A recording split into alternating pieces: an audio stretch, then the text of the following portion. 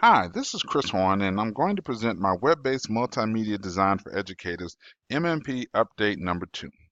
So the purpose of this video is to cover what happened since my MMP update number 1, to also talk about the project I have, which is to reconstruct product training processes and sales training for my product line with my company, to third, really provide a connection to the readings with the feedback I've gotten and the changes I'm looking to make, and to also provide a self-assessment to really talk about how things are going and what I've learned over the last month. So with that, what did I learn since my MMP update number 1? That, hey, it was okay since I bombed with Google's community of practice. Hearing from my classmates and some of their challenges made me feel better about the fact that I've really kind of gravitated toward using the Association of Training and Development and their communities of practice, as well as some coworkers that also belong to ATD and are instructional designers, and they've been very helpful in helping me to continue and evolve. Second item that has happened is that my project is going forward. I've shared it with my manager. I've shared updates, the actual initial video that I shot, and I've gotten positive feedback from my manager to continue forward, but to also make sure this doesn't become my second job at the expense of my first one. And then really, as I talked about shooting and getting feedback from the learning needs of accounting professionals video that I shot and shared with coworkers as well as classmates. Well, I got a lot of good feedback on the videos, and interestingly enough, one of the first pieces of feedback I got, or the most common one, was really pressure to cut the video down to 2 to 3 minutes. It's a 4 minute video right now, and I'm still struggling to figure out how I was going to cut it down to 2 or 3 minutes, but that was the number one piece of feedback I got.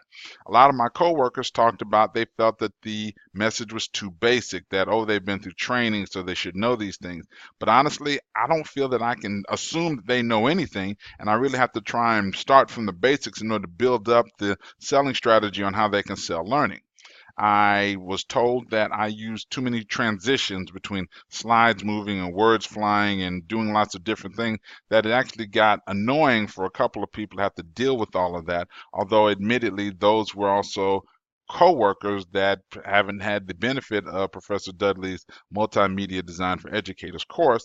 And then lastly, really trying to leverage a icon or an image to really try to highlight home, hey, here's something important that we're talking about in a message. I tried to use the word important in bold as an image rather than actually putting words on the screen. That didn't work. So gotten a lot of feedback about that, and we'll look to try and adjust that one as well.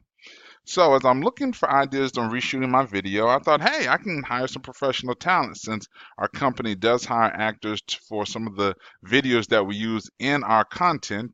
Then when I got the pricing, let's just say that one got scrapped pretty quickly. Um, I am thinking about adding more text on the slides to cover key points, even though this would violate Mayer's split attention principle.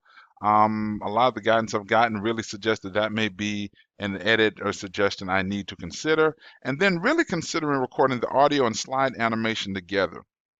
I was told I had a lot of dead space in the video, and it may have been because I recorded the narration and the slide animation on separate instances and kind of blended them together in a video editing tool, that I possibly could do better, or just record them together like I'm doing now.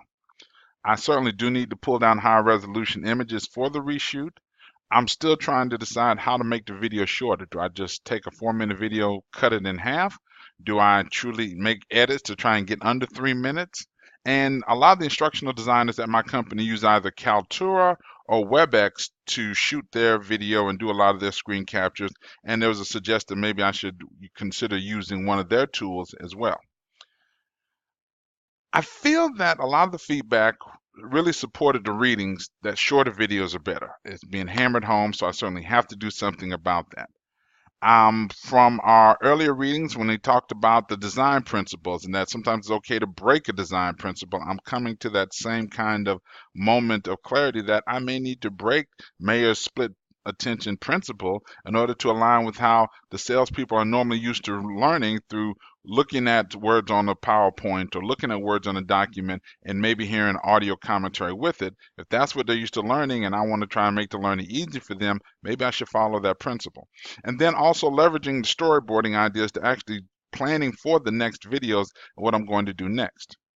From a self-assessment point of view, it's just flat out difficult for me to really edit under a 4-minute video. Heck, this is going to be a 5-minute plus video, and I'm just talking about what I've just done. That the Google Communities of Practice didn't work out for me, but I'm really beginning to leverage, and when I finish this class, join the Association for Training and Development. Once I finish my master's, they even have certificate programs that I can continue to join and continue my evolution as an educator. I want to just acknowledge I'm still not comfortable with multimedia creation. I think it's because I'm a digital expat, not a digital native. I'm still used to years of doing corporate trainings using PowerPoint, Excel, Microsoft Word, and have a concern about how new do I really try to be, and I lose my message trying to be novel. So that's my MMP number 2 update. I greatly appreciate the feedback and your interest, and thank you so much. I'm still trying to figure out what to do with my blog after this class ends. If you have any suggestions, I greatly appreciate it. Thank you.